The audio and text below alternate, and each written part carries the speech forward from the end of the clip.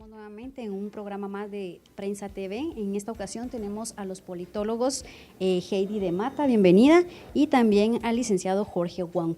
Además, nos acompaña el licenciado Jonathan Jordan, vicepresidente del Colegio de Abogados y Notarios. Buenas tardes. El día de hoy tenemos el tema de cooptación del Estado, un tema que ha dado de mucho de qué hablar. En este momento, antes de empezar, vamos a tener una nota introductoria. La investigación que tiene en prisión preventiva a los exmandatarios Soto Pérez Molina y Roxana Valdetti comenzó el 16 de abril del 2015, cuando fue desarticulada la línea luego del hallazgo de indicios que condujeron a los fiscales a determinar que existía una red criminal más grande. El plazo de investigación abarca desde el 2009 hasta abril del 2015, periodo durante el cual se contienen las acciones delictivas que se cometieron en los casos La Línea y de la terminal de contenedores Quetzal, TCQ. El pasado 27 de julio, luego de 27 sesiones de la audiencia de primera declaración, el juez del Juzgado de Mayor Riesgo B, Miguel Ángel Gálvez, abrió proceso penal contra 53 de 57 personas indicadas en el caso de cooptación del Estado, en el que nuevamente figura el exbinomio presidencial, entre otros funcionarios.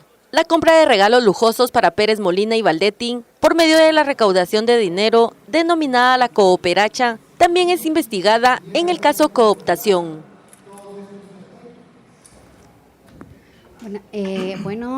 Como les comentaba, el tema es cooptación del Estado.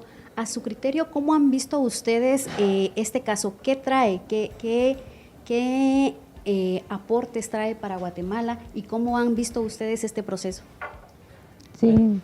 Licenciado Jordán. Sí, cómo no, pues es histórico porque por primera vez están en el banquillo de los acusados políticos, empresarios que nunca antes habían sido tocados también, igual que algunos medios de comunicación están saliendo en todo este entramaje que se ha hecho para dejar sin recursos públicos, y es una violación a los derechos humanos porque después queremos salud de calidad, educación, y el Estado no tiene recursos por este tipo de malas acciones de estos ciudadanos.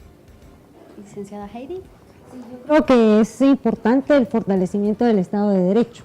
La ciudadanía rechaza la corrupción y no cabe duda que la importancia es fortalecer ese Estado de Derecho, que se administre justicia y que desde luego impere el peso de la ley, nadie es superior a ella, de tal manera que efectivamente es vergonzoso que funcionarios de alto nivel como el presidente de la República, expresidenta, empresarios con gran trayectoria financiera, económica, involucrados en actos anómalos.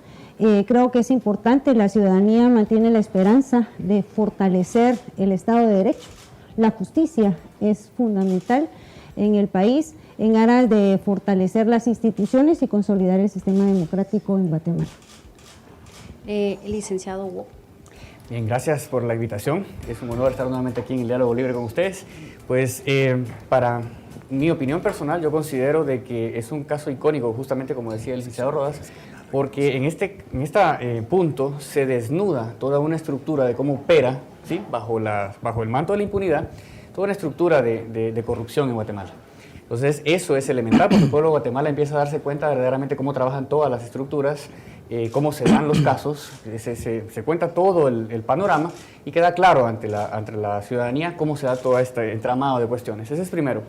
Y segundo, considero que es otro ejemplo muy importante porque como guatemaltecos, como ciudadanos guatemaltecos, estamos diciéndole al mundo que estamos ya cansados de un sistema de corrupción y nos levantamos de forma pacífica y salimos a las calles a pedir este apoyo, ¿no?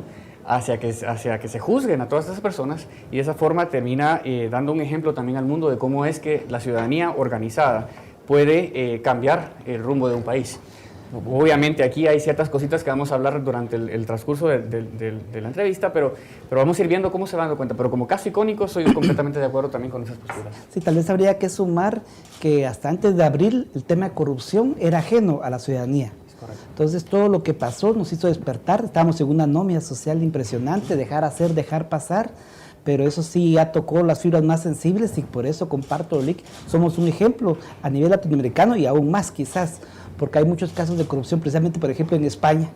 en que dicen que en Guatemala sí están siendo procesados, ¿verdad? Nosotros aquí nos quejamos a veces de que son lentos, pero la verdad es que de una forma pacífica y democrática estamos fortaleciendo, como decía la licenciada Lendy, el Estado de Derecho.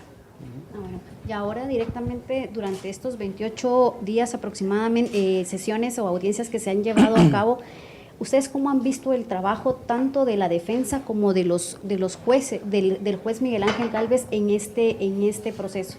Yo creo que es interesante ver la manera en que la defensa asume la responsabilidad, creo muy débil en términos del argumento, fundamento.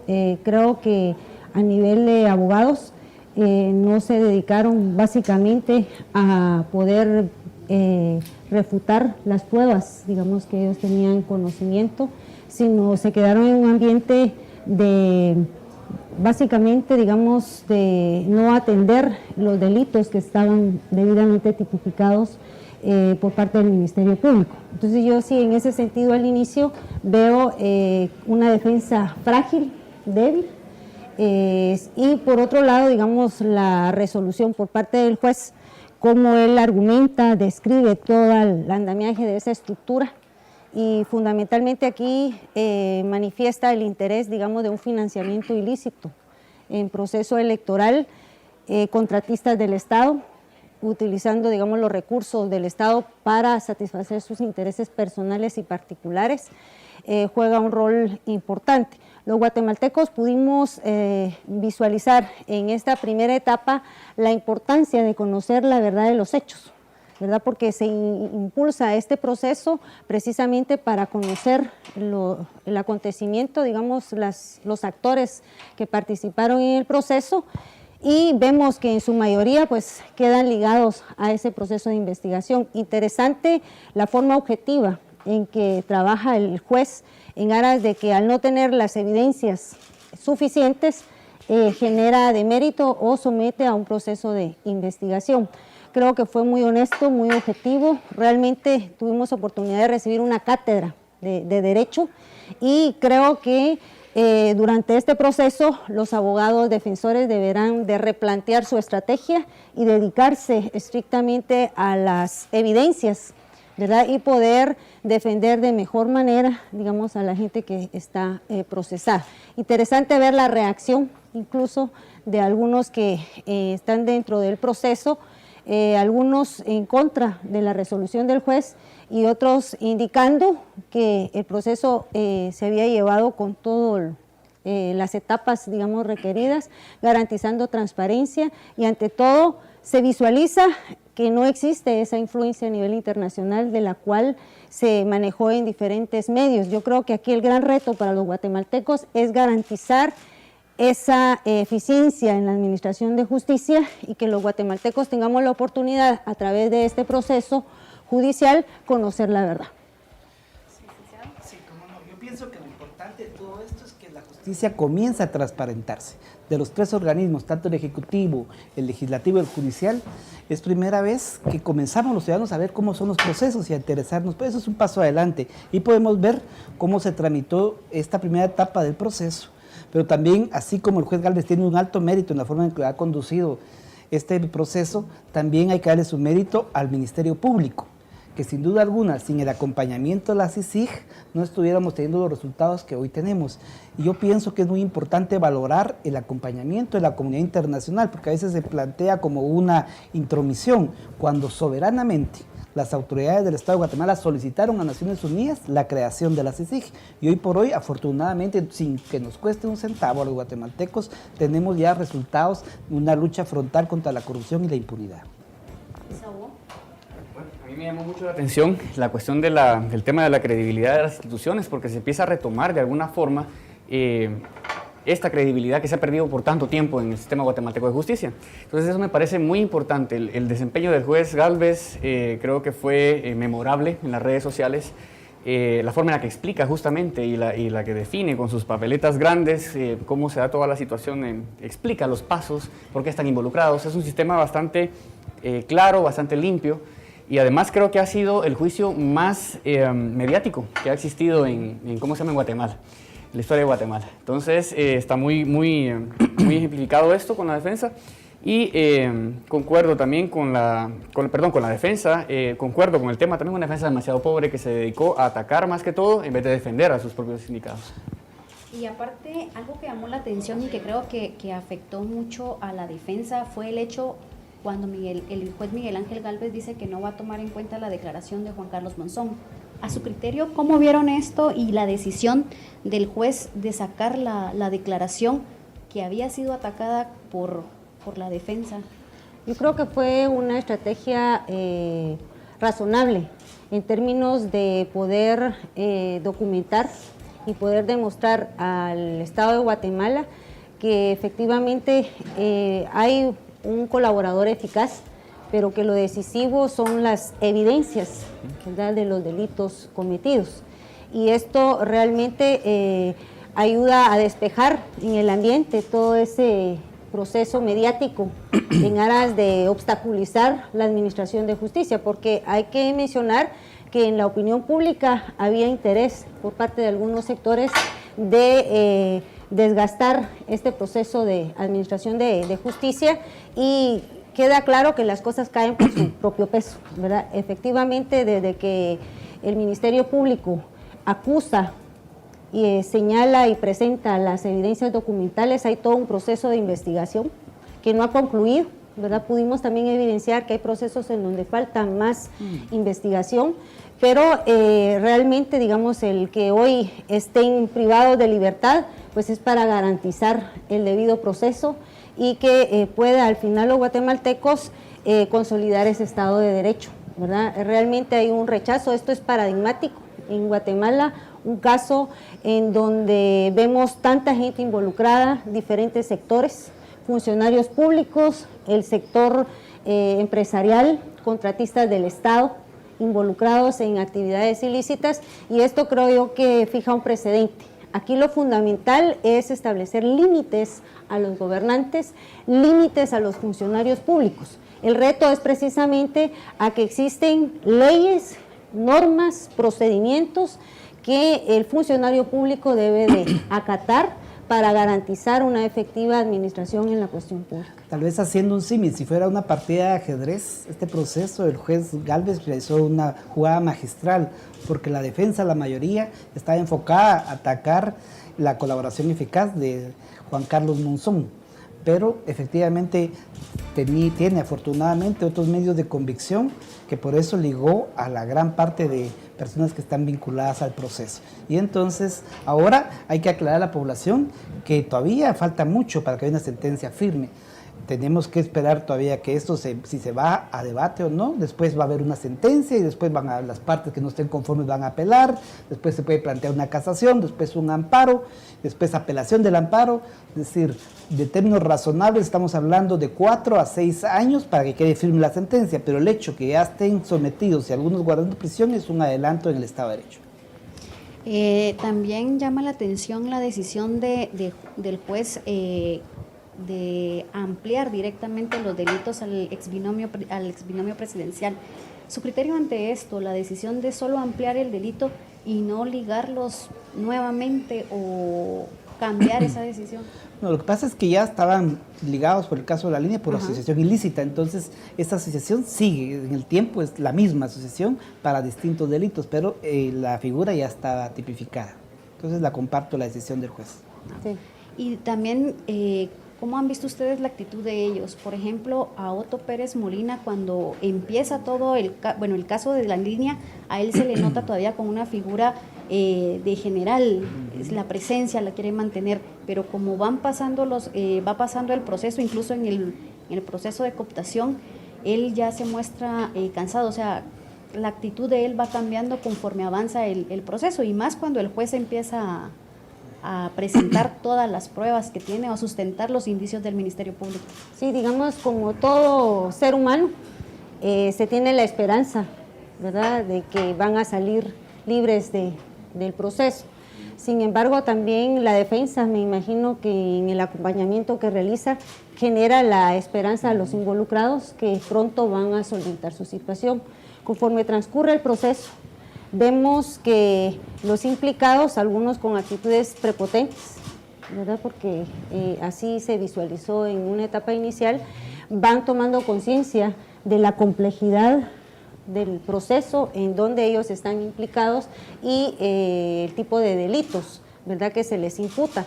A raíz de esto, yo creo que en el momento en que el juez lee su resolución, no cabe duda que en ese momento ellos perciben la impotencia que tienen, ¿verdad?, precisamente ante el poder político que estaban investidos de autoridad. Hoy se dan cuenta que todos somos iguales ante la ley, ¿verdad?, y que efectivamente se establece un proceso importante para aplicar esa ley. Aquí ya no es factible la corrupción y el soborno, hacer uso de cargos públicos para servirse del Estado, y a raíz de esa resolución yo considero que conforme avance ese proceso, van a tener que ir asimilando, ¿verdad?, las consecuencias de sus actos, y esa soberbia pues va a disminuir. No es un proceso fácil, es un tema complejo, porque realmente el ser humano no acepta, ¿verdad?, sus errores, ¿verdad? Siempre trata de buscar responsables, pero conforme transcurra el tiempo, yo creo que esta experiencia por la que ellos han transcurrido genera un precedente en el estado de Guatemala, ¿verdad? Nosotros podemos evidenciar en términos generales que la transparencia en cuanto al juicio y tener acceso a los medios, eso contribuye a que la ciudadanía esté debidamente informada y que tenga un juicio objetivo de un proceso que viene a fortalecer todo el sistema de justicia, ¿verdad? Eso es fundamental en un sistema democrático. Gracias, vamos a un corte y regresamos para seguir hablando sobre el tema de cooptación del Estado.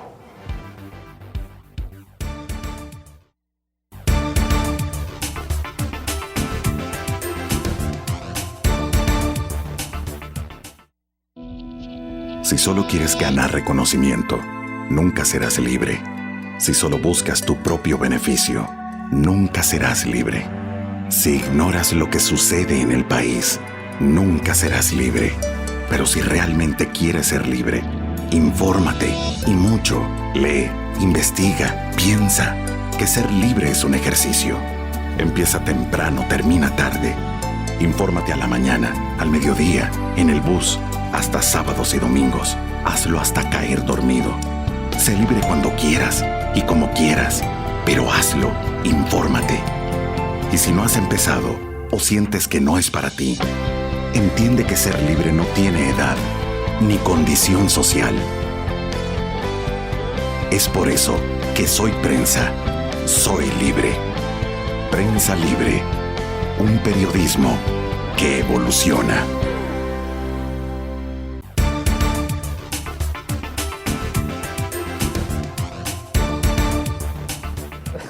Buenas tardes, continuamos con un diálogo libre. Tenemos a los politólogos Wong y la licenciada Heidi de Mata y también el vicepresidente del Colegio de Abogados. Buenas tardes, continuamos con el tema. Licenciado Wong, también nos llamaba la atención dentro del proceso de cooptación ver cómo el juez hilaba todas las pruebas, pero algo que él mencionó fue cómo relacionó de los listados que tenía encontrados en los dispositivos de Monzón, cómo iba relacionando él con Guatecompras y Sicoin. O sea, ¿cómo ve todo este proceso que él hizo para poder evidenciar y así poder resolver? Bueno, fue algo verdaderamente brillante la estrategia. Creo que demuestra mucha investigación de parte del juez. Cómo se muestra, cómo se hila, cómo se pone todo el mapa en un pizarrón literalmente, y explica bien todas las conexiones que hay entre alguna y otra gente. De hecho, en la pregunta anterior usted mencionaba cuáles son las cuestiones de por qué el general Otto Pérez Molina se siente más opacado. Yo creo que también ellos mismos se están dando cuenta de que aparecen cosas que ni siquiera ellos mismos sabían que estaban pasando, ¿verdad? Con la gente que estaba abajo de ellos en esas órdenes. Entonces, todo esto me parece una estrategia brillante, verdaderamente una cátedra digna de ser estudiada por los estudiantes de Derecho, justamente, cómo se da el sistema. Y me parece que es algo novedoso verdaderamente en Guatemala cómo se da toda esta explicación, cómo hila todo y la claridad con la que lo explica también, que es elemental, ¿no? Ver la foto, por ejemplo, de él con el avión, explicando bien toda la situación, o sea, es algo verdaderamente novedoso, que me parece muy, muy oportuno para el nivel del caso que se está estudiando. Para mí vale mucho la pena el esfuerzo que hizo el juez de hilvanar dos áreas del derecho distintas. El derecho penal, que está...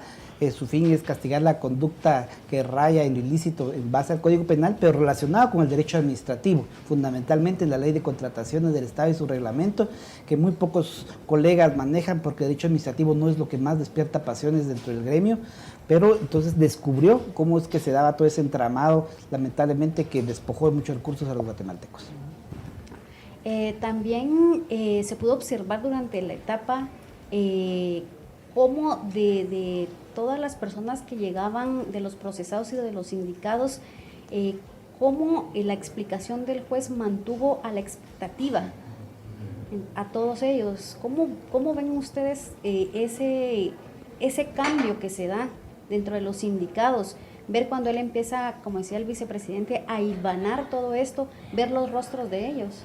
Sí, digamos, yo lo que veo es interesante las reacciones porque se sienten descubiertos, ¿verdad?, durante ese proceso de investigación, y realmente el proceso nos va a llevar a conocer la realidad de los acontecimientos. Demuestra las pruebas, las evidencias que son irrefutables, incluso un movimiento de capitales, los cheques que fueron emitidos en su momento, y realmente esto los pone en una situación compleja y difícil, ¿verdad? Y creo yo que son los elementos de juicio que tendrá que utilizar la defensa, ¿verdad?, para presentar las evidencias respectivas. Ha de ser incómodo, ¿verdad?, el que el juez, a través de su argumentación, en forma de ir hilvanando, digamos, toda una red lícita e ilícita, ir hilvanando, digamos, y encontrando evidencia, digamos, de los montos, los beneficiarios y el uso, digamos, de los recursos. Él incluso plantea, por ejemplo, en el caso de las licitaciones, se señala ahí a contratistas del Estado, y entonces dice, aquí falta mucha investigación, porque realmente hay que llegar a los responsables, quienes administraron esos procesos de licitación. Hay más gente involucrada durante ese proceso, y entonces con las evidencias que presenta el Ministerio Público, tuvo las condiciones para poder resolver. Sin embargo, la percepción que tengo es que este proceso va a requerir mayor investigación y posiblemente van a estar más personas involucradas. Ahorita solo vemos parte, digamos, de esa estructura, pero quienes operaron todos esos, y no siguieron los procedimientos establecidos en ley, pues tendrán que asumir la responsabilidad. Aquí es bien interesante para el caso de Guatemala, porque si bien es cierto, hemos visto debilidad al interior de las instituciones, no se cumple con la Ley de Contrataciones del Estado. Y entonces hay que fortalecer los procedimientos para evidenciar responsables, y es el momento en que durante avance esa investigación, incluso la pregunta es dónde está la plata, qué recursos, ¿verdad?, porque los guatemaltecos tienen la expectativa que producto de este proceso esos recursos que fueron defraudados al Estado pues sirvan para atender toda esta crisis que enfrenta en este momento el Estado de Guatemala. Entonces, hay muchas expectativas. Y tal vez sumado a eso, hay avances en el sistema de justicia. Ya tenemos la ley de extinción de dominio que ya se está aplicando, eso es alentador. De esta crisis hay cosas positivas como esa. También esa actitud que preguntaba Glenda, cómo se sienten, es porque antes eran poderosos política o económicamente o mediáticamente, y ahora están en un plano de igualdad, que es lo que la Constitución dice.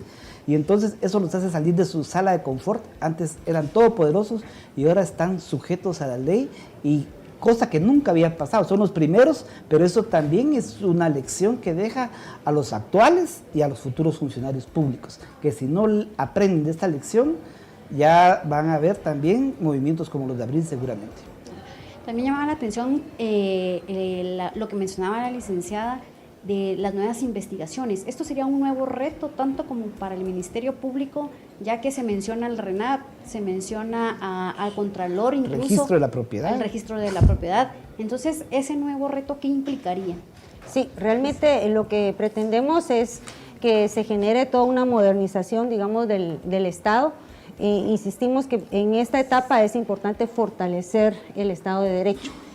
Existen las normas, las leyes, pero si no se aplican, si no tienen vigencia, no contribuyen. El caso de la corrupción, el soborno, por ejemplo, que son prácticas muy dadas en la administración pública, yo creo que el gran reto para quienes el día de hoy ocupan esos cargos públicos es precisamente revisar ese ordenamiento. Creo que el presidente de la República podría avanzar en implementar y uniformar estos procedimientos para efectivamente evitar ese abuso de autoridad. El tema de la corrupción es un tema complejo que abarca diversas instituciones. Tal vez valdría la pregunta, ¿qué institución del Estado no está involucrada en temas de corrupción? Entonces, la situación es que debe de darse todo un proceso de depuración constante y permanente a todo funcionario que administre los recursos del Estado, porque van a estar sujetos a la presión de poderes fácticos, ¿verdad?, que van a quererse servir del estatus, el rol que asume un funcionario público, y por eso es importante un fortalecimiento de estos procedimientos y de igual manera una constante depuración a todo funcionario público. Quien ocupe un cargo es porque tiene capacidad, y ahí también tendríamos que abordar la ley de servicio civil, ¿verdad? Es gente con capacidad, con trayectoria, con honorabilidad para administrar. Ya no se trata de amigos, familiares, Nepotismo. en el nepotismo, sino realmente que quien ocupe un cargo público sea la persona idónea para administrar. La responsabilidad de todo funcionario público a raíz de este precedente, yo diría que ojalá pueda fortalecerse las instituciones. Es un gran reto, no se va a construir de la noche a la mañana, y creo que aquí nos pueden apoyar la cooperación a nivel internacional, que ha tenido avances, digamos, en estos procesos, y capacitar precisamente a los funcionarios públicos. Tal vez vale la pena apostar, sin duda alguna, a fortalecer las instituciones del Estado. Y eso pasa por todos los operadores del sector justicia, por eso se habla de las reformas constitucionales que hoy más que nunca son indispensables, porque evidentemente el sistema como tal ha fracasado. Muchos magistrados están queriendo pagar su elección cada 5 años ante el Congreso de la República, eso ya no puede seguir así.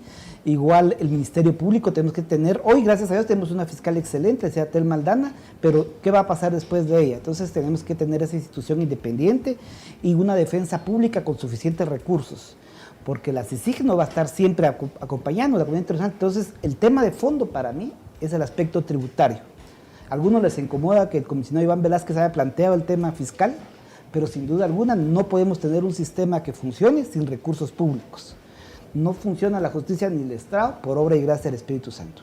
Correcto, también aquí tendría que agregar una cosa también, esto es un tsunami institucional en Guatemala, en pro de la transparencia. Entonces viene a indicar también que las instituciones no trabajan solas, sino que es todo el complejo de instituciones en el Estado la que constituye el Estado mismo. Y eso tiene que abordarse de alguna forma. Ahora bien, acá tocaban un punto importante de las reformas. Yo creo que ahorita todo el mundo quiere reformar todo. Entonces hay que tener mucho cuidado con esta cuestión de las reformas para ver qué es lo que se va a reformar, porque hay intereses espurios que están ahí metidos también y que pueden meter algunas reformas que vengan a hacer más daño que bien, ¿verdad? Entonces hay que tener también cuidado con esa observación de las reformas. Gracias, hacemos nuevamente un corte comercial y regresamos.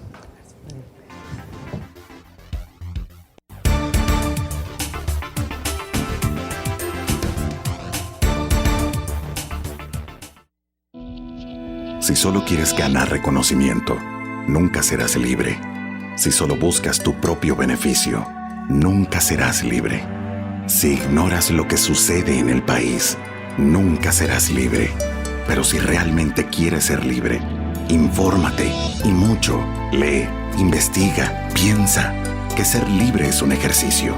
Empieza temprano, termina tarde. Infórmate a la mañana, al mediodía, en el bus, hasta sábados y domingos. Hazlo hasta caer dormido. Sé libre cuando quieras y como quieras, pero hazlo, infórmate. Y si no has empezado o sientes que no es para ti, entiende que ser libre no tiene edad ni condición social.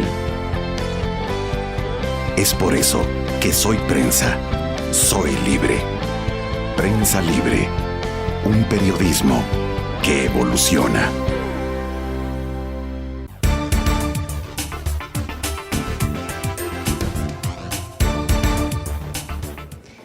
Continuamos con el programa, agradecemos a nuestros usuarios que nos siguen en la página de Facebook. Juan Armenta nos comenta que siempre hay gente corrupta. Asimismo, Aura Pérez nos dice que realmente nuestra nación ha sufrido hasta el alma y que incluso se ha perdido familias. Y Zenaida Cifuentes nos dice que bueno que estén pagando y que la ley los castigue y que Otto Pérez pague por lo que hizo. Así ahí agradecemos los comentarios y continuamos. Licenciado Wong, ayer la defensa mencionaba o criticaban mucho el abuso que se hacía de la prisión preventiva. Mencionaban que incluso en prisión provisional habían pasado unos sindicados más de 2 meses en esta prisión. A su criterio, ¿qué se debe hacer? Si se ha habido un abuso sobre la prisión preventiva o no. Bueno, en Guatemala creo que estas personas ahorita, cuando ustedes están en un proceso de este tipo, usted pierde todos sus derechos, ¿no? Entonces, o sea, sus derechos de libertad como tal. Ahorita se prueba esto, el juez admite quienes van a juicio, que de hecho son 53 de los 57, y obviamente es una cuestión más moral, creo, ¿verdad? De estar uno en libertad, de poder ir, venir y hacer, ¿sí? De tener una reputación y ahora de pronto ser cortada, nadie quiere ir a prisión, o sea, es algo verdaderamente complicado, ¿no? Entonces, esta cuestión es una línea de defensa, pero la defensa no atacó prácticamente cada una de las acusaciones que tenían contra ella, sino que se puso a perder el tiempo en otras cuestiones que eran menos defender a sus clientes, ¿no? Entonces, todo esto hace que se dé esta cuestión y para mí es un argumento bastante limitado del por qué hacer esa cuestión en base a la defensa.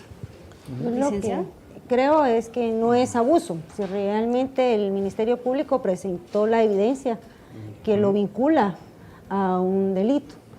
Yo creo que debieron de haberlo pensado antes de involucrarse, ¿verdad? Porque cada quien tiene que asumir el costo de sus actos. Y efectivamente el proceso va a ser largo. Son 53, digamos, involucrados en este proceso.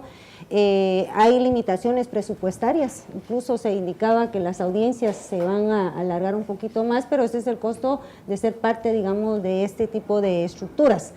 Nosotros quisiéramos que la justicia fuera pronta, ¿verdad? Rápida, eficaz, pero si nosotros analizamos si es prioridad para el Estado de Guatemala, veamos si realmente el presupuesto de quienes intervienen en la administración de justicia pues tienen las condiciones, ¿verdad?, para realizarla. Realmente los recursos son mínimos, ya lo mencionaba la fiscal general, que realmente es un compromiso de Estado y que necesitan más recursos para que esa justicia sea pronta y eficaz, de tal manera que en este caso yo no creo que se esté violentando los derechos, al contrario, es obligación del juez garantizar que efectivamente se va a continuar con el proceso. En esta etapa inicial, él encontró la evidencia necesaria para vincularles, de tal manera que todos quisieran medida sustitutiva o estar en mi casa con arresto domiciliario, pero ese es el costo que tienen que pagar precisamente por las faltas que cometieron, ¿verdad? Valdría la pena mencionar también que ellos guardaron prisión la mayoría en estos tiempos que duró la audiencia por el número que era, entonces no se podía resolver su situación jurídica hasta que terminara todas las declaraciones. Ahora la etapa la audiencia del día 1 de agosto, ya el juez Gálvez va a decidir a quienes les otorga medida sustitutiva y a quienes no. Entonces también tenemos que estar conscientes los guatemaltecos que el hecho que no vayan todos a prisión, son 53, no significa que sean inocentes, simplemente que no hay peligro de fuga, no hay peligro que destruyan las pruebas, pero van a seguir ligados a proceso. Eso es lo importante también, porque no se está definiendo si son inocentes o son culpables en estos momentos. Y cabalmente usted mencionaba lo de que ya el lunes se decide o la próxima semana se decide si van a prisión preventiva, pero ya terminada esta fase, ¿qué se esperaría? ¿Qué vendría directamente? Bueno, el en Ministerio este caso? Público en esta etapa intermedia que continúa tiene 3 meses para hacer la investigación y de ahí pues se va a definir si se abre a debate, si va a un juicio, a un tribunal distinto ya del juez Gálvez, o no hay pruebas suficientes, se sobresee el caso, son algunos de los supuestos que se pueden dar, ¿verdad? Y después ya vendrá la sentencia y después las apelaciones y todo lo que decía oportunamente. La licenciada Mata mencionaba algo importante, que la población espera una justicia pronta y rápida, pero en estos procesos, incluso en el de la línea, que fue el primer proceso que sale a la luz del caso político, se ha ido atrasando. Entonces la población empieza a inquietarse y pierde como que la esperanza de que se haga justicia por todo lo ocurrido. Entonces, en este caso, o sea, ¿qué esperaría la población o cuál sería la esperanza que se le daría a la población, ya que el de la línea, como le repito, se ha aplazado por mucho tiempo?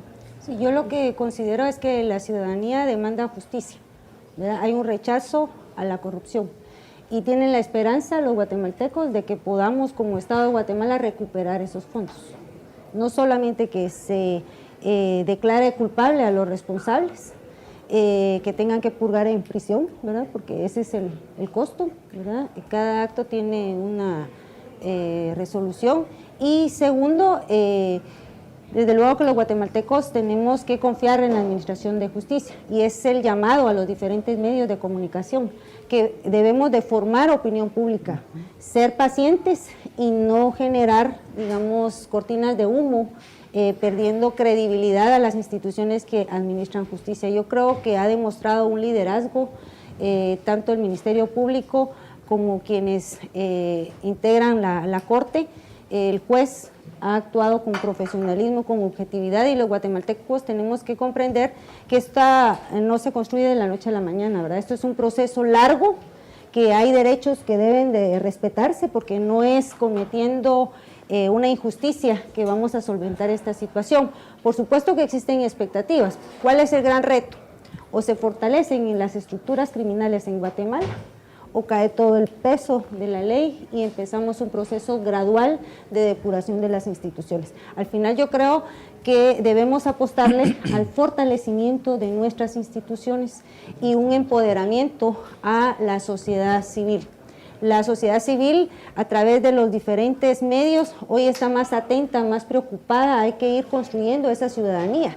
Antes los ciudadanos pues no participaban en cuestiones políticas. Hoy se dan cuenta la importancia, la dimensión que implica un abuso de autoridad de esa clase gobernante, y van tomando conciencia. Y entonces yo creo que lo importante es ejercer ese control social que nos permita garantizar la administración de justicia, con todas sus complejidades, pero que al final cese, digamos, esa corrupción, ese abuso de autoridad. Lo fundamental es que los gobernantes tengan claro que existen límites, que han sido electos y que su función no es para enriquecerse ilícitamente, sino para administrar la cuestión pública y generar un bienestar común. Sí, para eso han sido electos. Tal vez vale la pena retomar esto último, licenciada, es decir, los funcionarios públicos pueden hacer únicamente, según el artículo 152, lo que la Constitución y la ley le permite. Su marco de accionar es muy determinado, a diferencia de los ciudadanos comunes y corrientes que no ejercemos ningún cargo público. Podemos hacer todo lo que la ley no nos prohíbe, pero no tenemos que pensar en que van a ser todos los funcionarios probos y honestos, no, porque somos humanos. Entonces tenemos que apostar a un mecanismo de controles, que aquel que infrinja la ley sea castigado.